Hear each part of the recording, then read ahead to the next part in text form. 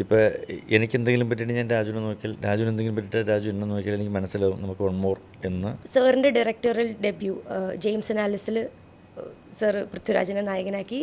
പുള്ളിയുടെ ഡയറക്ടറൽ ഡെബ്യൂവിൽ Sujith Vasudevan and that was a huge hit. Like Lucifer മോഹൻലാലിൻ്റെ ഒരു കംബാക്ക് വന്നൊരു പടമായിരുന്നു. അപ്പോൾ ആ ഒരു ക്രിയേറ്റീവ് ട്രസ്റ്റ് എന്താണ് നിങ്ങൾ തമ്മിലുള്ള? വീണ്ടും വീണ്ടും സിനിമകൾ തുറന്ന് ചെയ്യുന്നു എന്നുള്ളത് തന്നെയാണ് ക്രിയേറ്റീവ് ട്രസ്റ്റ്.